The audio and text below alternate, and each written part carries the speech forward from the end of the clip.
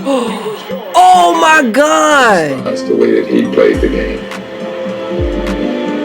Look at there. No, I did not want him on the team. Did Michael? Did he want him on the team? No. Well, I can't speak for Michael. No. We're going to break down how a legendary squad was built, the insane dominance they showed, and the moments that made the dream team untouchable. Come on in here, let's talk about it.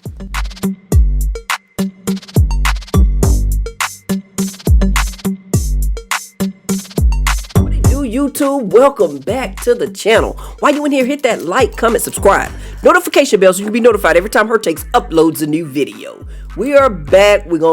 I've been getting this request for months now, and you know, my apologies that I'm just now getting to it. As an American, I remember how crushed I was that we got the bronze. I always expected us to dominate. USA need to be dominating in these sports. So for us to come away with the bronze, we were crushed. The United States was crushed. So we came up with the dream. Because see, initially, for those of you in the back of the room that are young and don't know, initially, we sent college players. They had been good enough. But as the world started to catch up to the United States, it got to the point that we had to start sending our professionals. The pros had to go. Thus, the dream team was born. So here we are. Let's jump into this reaction and relive the 92 dream team with me. Why do people talk about dreams so much in sports? Dream seasons. Dream matchups. Dream opportunities.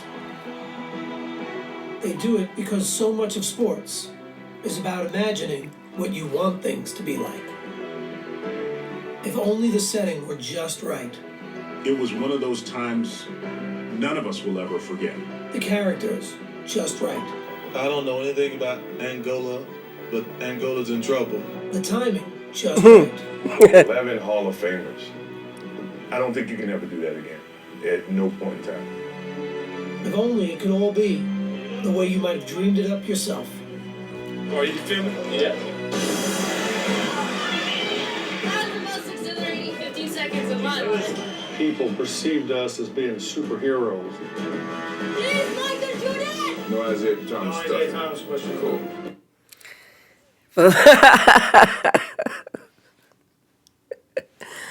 So, yeah, Isaiah was a female bad word, really.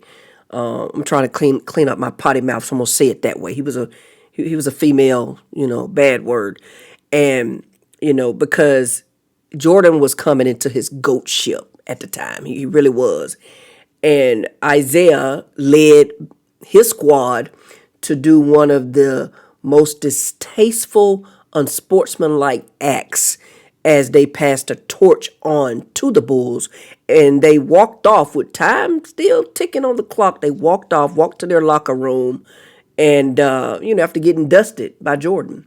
And that's, to this day, I have zero respect for Isaiah Thomas for that, and obviously so does Michael Jordan. And yeah, so this was, right after that. So I guess some of the reporters was trying to ask him about it. And he's like, no Isaiah Thomas questions.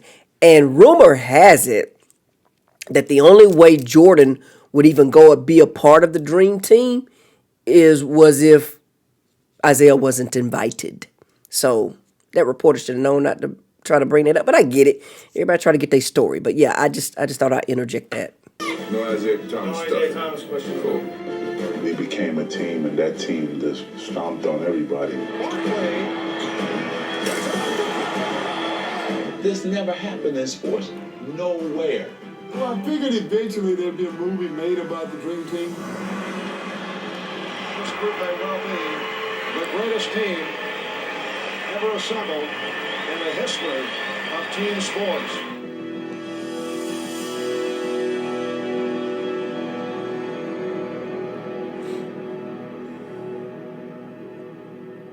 God bless you, and God bless America. 20 years can go by pretty fast, and the world isn't going to stop and wait for you to remember what it used to look like. 1992 was a time of change. New faces in America quickly transforming into cultural icons. None more so than the superstars of the NBA. The Bulls have repeated. Let the party begin. After the legends of the 80s had lifted the league's profile to new heights, a fresh crop of players have blown the lid off. Charles Barkley, bully ball. Their talents and their charisma made them more than just basketball players. I am not a role model. Not a role They model. were a new kind of star athlete whose popularity transcended the game.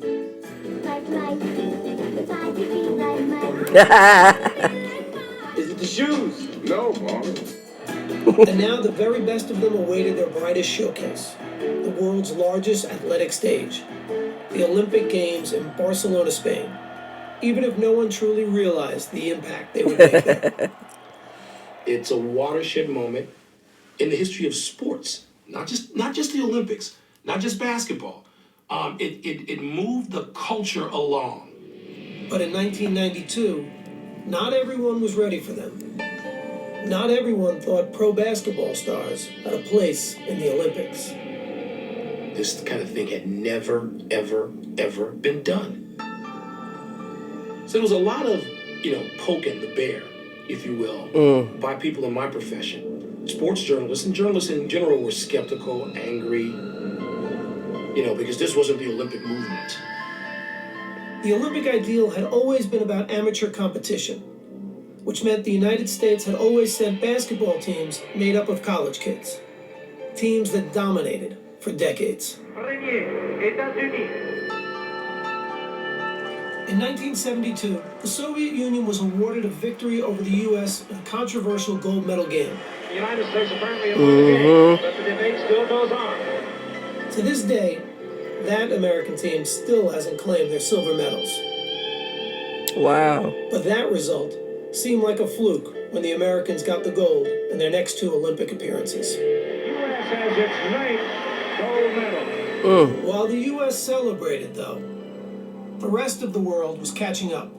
So in 1988, when the Soviets won again, there was no talk of any fluke. The United States goes home with a semi-final loss to the bigger, more experienced USSR team. I was embarrassed. Yeah. I know some of the guys left their medals there in the room. They didn't want to take them home. And here we are, USA on our chest, and we didn't get the job done. Facts. The amateur ideal had gotten muddled. While NBA players were prohibited from Olympic competition, professionals from other leagues abroad could play.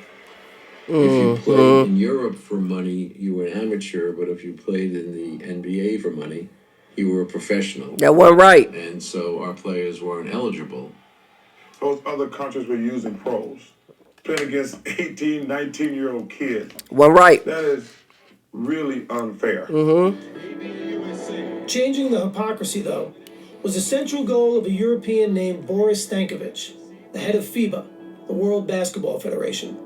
He was very much intent on lifting basketball up to the highest possible level of international sports. And if the whole world knew that the very best players in the world were not participating in the Olympics, that made it a second-class event. Exactly. So in 1989, Stankovic issued a resolution to allow pros from all leagues to compete in the Olympics. Shout out to Stankovic. Shout out. Yes. But back in America, the NBA was lukewarm to the idea. We wanted to be good partners with FIBA to grow the sport of basketball, but we weren't particularly anxious. We didn't know what it would mean. We didn't know if our players would want to do it. We didn't know what the logistics were. But the vote passed, and NBA players were eligible for the Olympics. Now the issue wasn't about whether American pros could play, but whether the best players wanted to play. Yeah. The one guy that that we were a little concerned about was probably Michael. The thought back then was Michael Jordan plays 36 holes of golf 90 days during the summer. What the hell is he going to be doing playing basketball? I was hoping they would not ask me to participate. And I was trying to figure out a way graciously that I could decline. I've done the Olympic thing before, and when Rod Thorne called me and asked me, I wasn't gung-ho about it. My appeal to him was, you're the top player in the world. This is bigger than the NBA Finals. And, we need you. His thing, well, who else is playing? I mean, are all the good players going to play? I'm not going to play by myself. So Michael Jordan waited to hear more. And Rod Thorne made his next call. It was a no-brainer for me. I was in from day one. And I figured if I jumped in first and said I wanted to play, that would get guys to want to participate as well. I think if Magic wasn't on that team, I don't think it would have been as spectacular as it was. And to finish out our careers, that was important for both of us. Let's be very clear. We know that if Magic had to play, Bird wasn't going to play. Bird was going to want to be with Magic. That I'm sure that, and vice versa. I'm sure they wanted to play with each other. And they probably talked to each other about it before they made their decision. They were the two leaders of the league, and I guarantee you they got together before they even, got everybody else to join up with them. Shout out to Bird, Magic, and Jordan. Once you get guys like Magic and Larry committing to the team, then all of a sudden it becomes something very, very special. Yep. Representing the USA is already a tremendous honor, but to know that you're going to be on a dream team is a once-in-a-lifetime experience. Magic, Bird, and David Robinson weren't alone in their pride. They called in the big guns. We're the Navy SEALs that we had to go over there and kick butt and take names. With those stars and the Utah Jazz tandem of John Stockton and Karl Malone, the dream team was starting to take shape. It don't matter if you call me last. I got the call. I didn't feel like that I deserved to be called, but I truly wasn't going to tell them that. I was like, yeah, I'm in. I didn't even think to say who else on the team. I'm like, yeah, I'm good. Charles Barkley's ability was never in question, but his attitude was. God want us to win the world championship. I don't know if I go that far, Charles. No, I talked to him the other night. I learned early in Philadelphia. It doesn't matter what I say. So from this day forward, I'm going to say what the hell I want to say. And you did. And some people going to like it, and some people going to dislike it. But after a series of incidents on and off the court, the least of the committee's concerns were about what Barkley would say. I was asked to talk to him. He was so honored that we would even think about asking him. He convinced me that you won't have any problems with me. Now, with the team nearly complete, Rod Thorne had enough talent secured to go back to where he started. Representing my country was a big thing, but I think, the biggest motivation for me was now I get to spend time with some of the guys I compete against all the time. Portland's Clyde Drexler rounded out the list of NBA players, while the final spot on the roster was reserved for an amateur, Duke's Christian Laettner, coming off back-to-back NCAA titles. There's the pass to Laettner. Puts it up. Yes! In any other Olympic year, Laettner might have been the team's biggest star. But on this team, he was fine with being the last guy on the bench. I absolutely hated Christian Laettner because for whatever reason, well, I know, but we ain't got time for that. I was a huge Tar Heel fan. Therefore, I hated Christian Laettner. He was like the Larry Bird was to my Hawks. Christian Laettner, like you just saw that shot. That boy, whoo, he used to get on my nerves. I tell people this all the time, and it may shock them, but my most enjoyable year was my freshman year because they don't expect nothing from you except carry the luggage, do the laundry, and get our donuts. And that's easy. The harder thing is to be the leader. By May of 1991, 2 months before the Olympics, the team was set. One college kid and 11 future Hall of Famers. The man charged with putting it all together was the unflappable Chuck Daly. Chuck Daly. Pistons. Chuck looked the part. He was the guy that looked like he owned the arena, but he would also push the broom. His hair was beautiful. His suits were immaculate. He wanted to win, but he wanted to look good. As the head coach of the Detroit Pistons, Daly did both, winning back-to-back championships in 1989 and 90. The Pistons are winners and still champions of the world. The Pistons were nicknamed the Bad Boys for their aggressive and some said dirty style of play, never more evident than in their memorable playoff battles with Michael Jordan's Bulls. Woo, yes. Look at that. Look at that. Ooh, Jordan about to swing on him. So when Daly was named the Dream Team coach, Jordan in Chicago had Jordan about to swing on him. Jordan in Chicago had no love for each other. So when Daly was named the Dream Team coach, many wondered how he'd handle working with the Bulls' biggest star. I was being asked to wrestle with some demons and some issues. But the coach was well acquainted with the task of managing personalities. He coached the bad boys. And if you can coach those, you can coach everybody. One player Daly wouldn't be coaching in the Olympics, however, was his own star in Detroit, point guard Isaiah Thomas, who controversially had been left off the team's roster.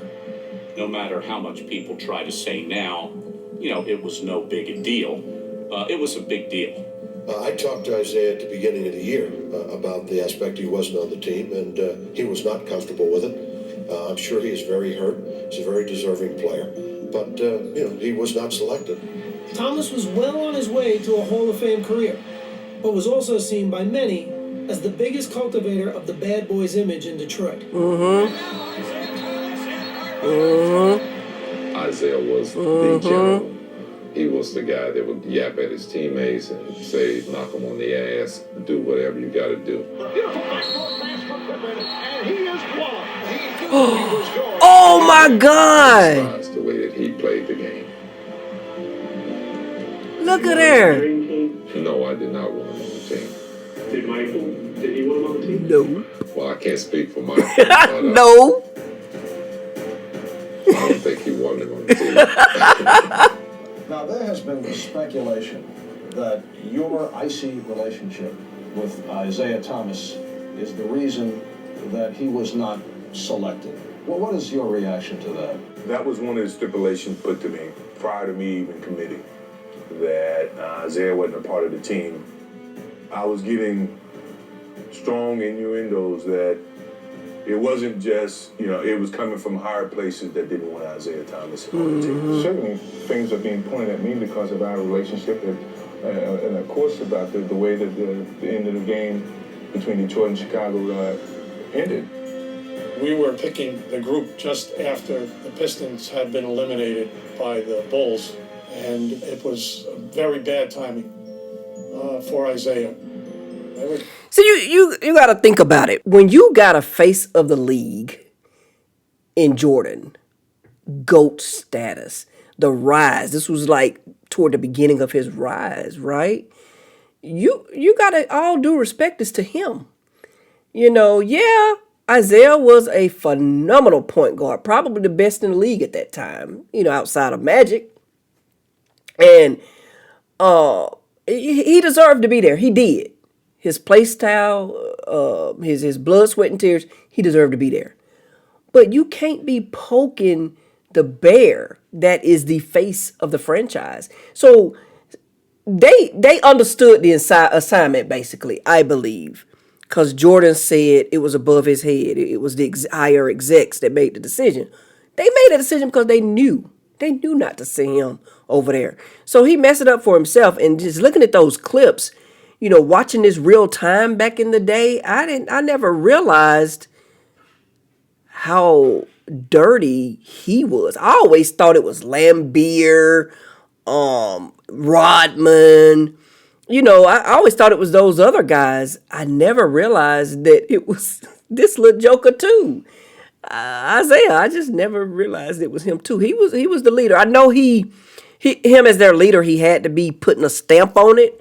But dang, he's pushing Pippen in the back on that one play, and then he tried to punch the other dude. Like, come on, bro. You can't do all of that and then expect to be invited to go play with the GOAT. What's wrong with you? Anyway, let's go. Let's get it. The group just after the Pistons had been eliminated by the Bulls, and it was very bad timing for Isaiah. Everybody had fresh in their mind the picture of Isaiah walking off the court. Pistons wasting no time in getting out of here. They left the bench over 7 or 9 seconds remaining. The Pistons just say it.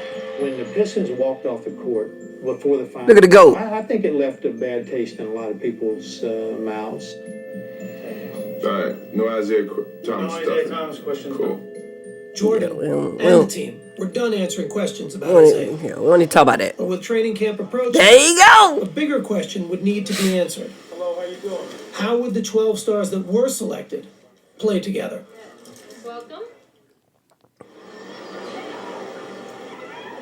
Training camp began on June 22nd, 1992, in La Jolla, California. And when the gym doors opened, no one was quite sure what to expect, especially the players themselves. There's a lot of egos in one gym and on one team. Everybody wanted their form to shine and showcase why they were a part of this team. With all these stars on the team, if it comes down to the last shot, who's gonna take the shot? Me. Has an ego. The only difference between us, we have a reason to have an ego. Every one of us felt like we was everybody. And they were. And when practice started that first day, every player seemed to be trying to prove just how great they were. It was a very competitive practice, and I'm thinking, are we all on the same team? Oh my God! I don't play with Dave. I don't play against him. Then you hear Michael say, "I don't want to be on Magic's team. I want to play against him." Every evaluation of Michael Jordan at that time was, he's good, but he's never Magic Johnson. In my competitive nature, I want to use every little bit that I could gather so that I can gain an advantage. Karl Malone, he's the only guy I would even compare to myself at the power forward position. So I want to prove that I was the best power forward in the world. Yeah, he's a great talent. Do I think he's better than me? Hell no. So let's do this. By the time this over with, you're going to be thinking I'm damn good too. First practice, Barkley drives baseline and Karl Malone jumps up like this. Barkley just dunked on him. It was just an unbelievable play. I felt like, man, I cannot believe that I'm part of this practice. A few days later, the team had a chance to acclimate themselves to playing on the same side. Chuck Daly had scheduled a scrimmage against a select group of college players, a group thrilled to be facing off against their idols. I remember him. I found out today I might be picking up Magic a little bit full court, so, things are just happening for me. It really makes me happy. My whole thought process was don't embarrass yourself, and that was like the theme for me, like just hang in there. Chris Webber. Looked up to Barkley, Malone, a lot of those people talk confidence, and I think it's going to be a good matchup. There's no advantage on either side. For the college players, it was a chance to see how they'd match up against the world's best. For Coach Daly, it was an opportunity to get his stars to grow into a single unit. I think we're somewhere between the mentality of an all-star game and trying to come together as a team. So we've got to continually work on this. Team chemistry. Ability to manage personalities and egos. And when the scrimmage began, it became apparent that his players had left one of their biggest weapons, those egos, somewhere else. The non-fan would think, well, they're going to go in there and they're each going to want their own ball, and Jordan's going to be hogging the ball, and Magic's going to be dribbling all over the place. Point of fact, it was the exact opposite. They overpassed. I don't want to start it off. You do it. Before you realized the select team was beating us by 10.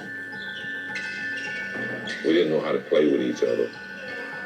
We didn't want to step on anybody's toes or hurt any egos. And so these young kids they were killing us. We were not into it, and we paid for it.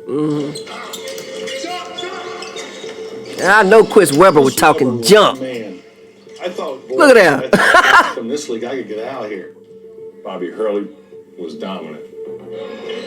I did have some success penetrating and collapsing the Oh, yeah. defense, and our energy, Nice. our excitement to play, all those things played in our favor. Bobby Ooh, Hurley give me that. didn't play 2 seasons in the NBA. Nevertheless, it did expose the one weakness they could have had, which is defending against quick guards. Mm-hmm. They were playing great.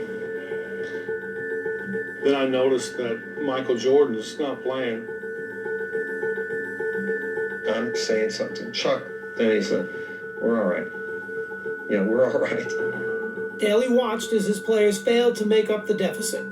And in their first taste of outside competition, the Dream Team lost. A Wow. story their coach didn't want the press to get their hands on. I remember Chuck saying, as soon as the game ended and we were getting ready to let media in, it was erase the scoreboard. What? You got to think about that, though. I mean, to me, this shouldn't have been a big deal. And I'm sure Chuck Daly knew it wasn't a big deal. Because team chemistry, yeah, those young boys didn't have team chemistry either, but they young boys, right? They still in the college. They trying to prove a point for when they get to the league. You talking about big egos that was already in the league. They're the best of the league, and now they on the court together. And they trying to figure it out. So I get it. To me, this wasn't no big deal, but it's funny, though.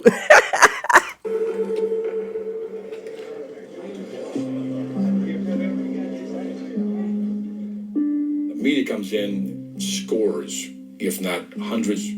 They can sense something. You can feel the tension, or you feel something in the air.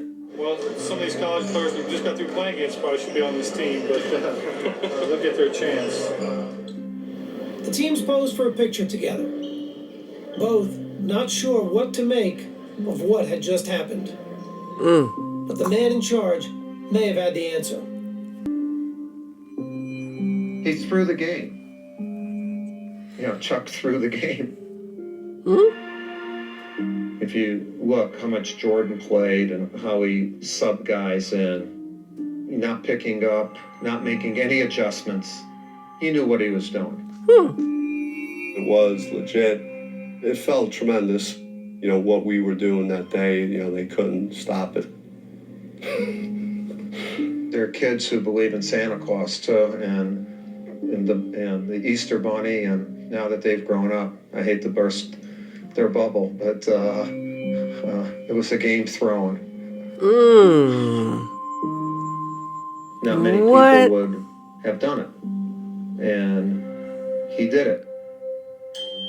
I'm confused. Gratifying to Chuck for us to get our butts beat like that, because now we had to listen to him. From then on, he had a way of just saying, you know, you could lose. After fixing his collars and his hair, his speech was, anybody can get beat, so you gotta be ready to play. And I think that's the only speech he ever gave us. The message got across. I mean, Chuck couldn't have been happier, I'm sure. It was brilliant on Chuck's part to be able to orchestrate that and play along like he didn't. Why didn't he tell you guys? We probably would have screwed it up. The next day, training camp ended with a rematch against the college kids. Interesting. And once play started, everything made sense again. The tables were turned drastically. We showed them why we are who we are. We pretty much beat them by 100. They couldn't score. And by the way, Jordan played a lot more that next scrimmage.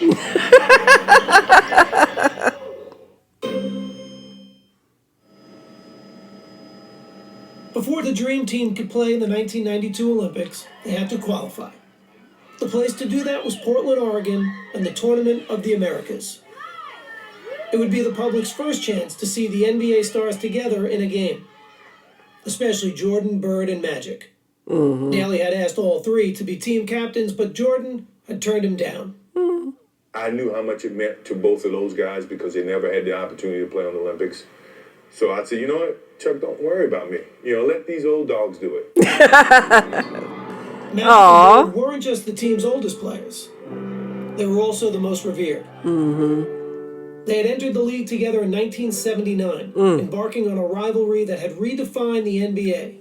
And along the way, their personal admiration for one another had grown. Magic's just a great basketball player. He's the best I've ever seen, unbelievable. Oh, he gonna make me cry. In 1992, they'd be getting the chance to share the ball. But the opportunity would be coming at the end of their careers. Bird had given his soul to the game. Yeah. But after so many years, his body was betraying him. Had back problems. You just get to the point where you just couldn't play. I mean, you couldn't think, couldn't move, couldn't run. If you can't feel your feet, it's hard to run. Larry was on the fence because of his back, so I said, man, LB, you gotta play, man. You gotta play. This is our last chance to be together. Magic would be able to convince his old friend to play. But at the start of the 1991-92 NBA season, he was forced to retire after learning he had the HIV virus. Doctors would eventually clear him to play in the Olympics, though that didn't stop fears from swirling. There's a lot of players that really didn't want him to play, didn't want to play with him or against him, because nobody knew what disease meant. They say you get a little blood on you, you got HIV, or you breathe on you, I never bought any of that, we just keep going. And that's what Irving decided to do, just keep pushing, keep going.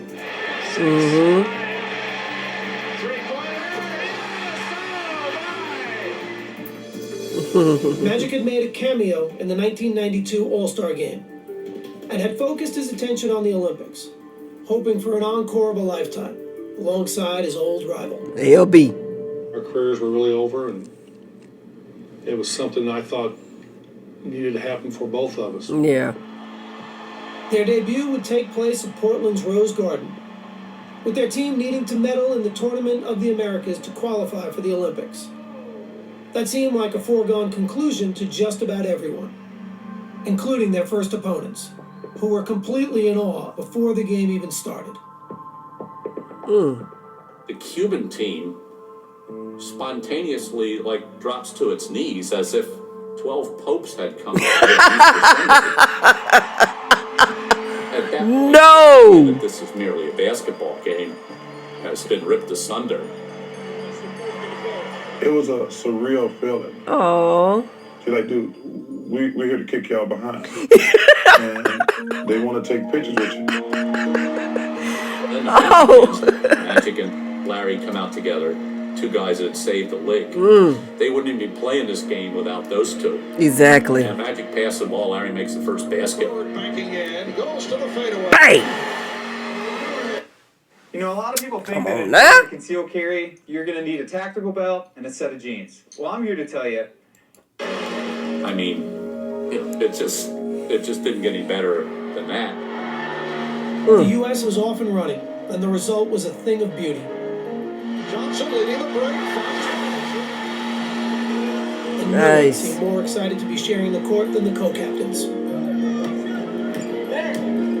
Larry! Opening night was a smashing success, with the outcome never in doubt. Good pass. Barkley. And late in the game, fans in Portland decided they wanted a curtain call from a three-time MVP. Oh. The crowd started cheering. Larry, Larry, Larry. Oh, look at that. Oh. Reacts to the entrance of Larry Bird. A standing ovation. And as he'd done so many other times in his career, Larry Bird rose to the occasion. Oh. Jordan with the behind-the-back save. Here's Bird. Swish. You just knew that Larry Bird was not going to miss that shot. It was a virtually flawless performance. The final margin of victory was 77 points. And Magic and Bird had led the way. I love how Magic, during that interview, he was genuinely excited for how the crowd was cheering for Larry. Just think about that during that time, all those egos there that they were worried about. And he embraced it. He loved that for his friend, that the crowd was chanting for Larry. Stuff like that is so touching to me. For Magic in particular, after a year out of the game, the victory had a special kind of meaning. Living with HIV, never even thinking that I would ever have a chance to play basketball again, and then basketball for the United States. It was therapy for me, and I needed that in the worst way. Mm-hmm. And then there was the matter of making sure Michael Jordan knew he was back as well. Yeah, you hear what the captain said? The captain said, sit down. Sit down. Or this boat's going to sink. That's right. Have a seat because you're going to fall. And then that's going to happen. That's a seniority right there. I know it. With Magic and Michael, there was that little extra something there, you know, and something kind of to prove to each other. I took it upon myself to always shoot with Michael. Okay, MJ, free throws today. Who was the first one to 50? Or we had little games. Who was the better shooter? That's dope.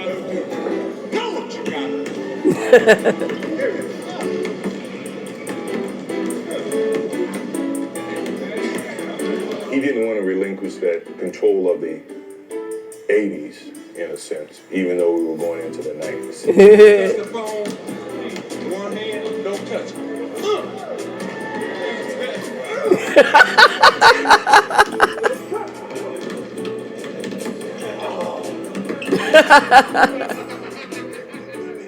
You know, he just come off missing a whole year. So it was who can win, who's going to have the bragging rights by the end of this trip. You can't get too close to Michael, it's a foul. You committed a foul in almost a year and a half. Michael's always tried to let people know that he's the top dog in whatever. That's just his competitive mode. I'm the young guy with the elder statesman. These old guys, they got arthritis. They can't stay in one spot too long. He's a young puppy. I'm the big dog here. Whatever I say goes. While the winner of That's Magic beautiful. and Michael's Can You Top This challenge remained in doubt, when it came to facing the competition in the Tournament of the Americas, the team stood united. When we took the court in Portland, which, you know, we're on home ground, we wanted to showcase to the fans who will be representing them. The lead is 30. Steal. Jordan. I'm going to send a message around the world today that y'all can give it up. You foreigners can give it up. With a steal. Stockton has ball. Goes the other way. Stockton set him up perfectly. The Americans won their 6 games at the tournament by an average of 50 points. All right, Larry, your impressions of tonight's game. Larry laughed. No surprise. But what was unexpected was the team's interactions with their opponents, who showered them with adulation before, after, and even during games. They were fanboys. Look at that. Look at that. The Tournament of the Americas had served its purpose.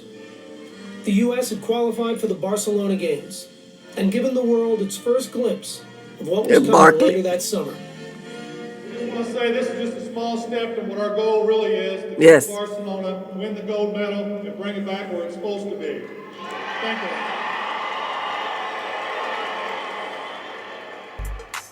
All right, I'm going to stop part 1 right here. And then we're going to pick up with part 2. Stay tuned. This has been dope. I'm enjoying it. It's just good to see how they're able to gel and build their camaraderie together. This is something I've never seen this documentary before. So shout out to those of you that requested that we react to it. We're going to jump into part 2, and then I'll just give my full take at the end of part 2. All right. Don't forget to like, comment, subscribe to the channel if you're new. And as always, stay safe. On to the next one. Peace.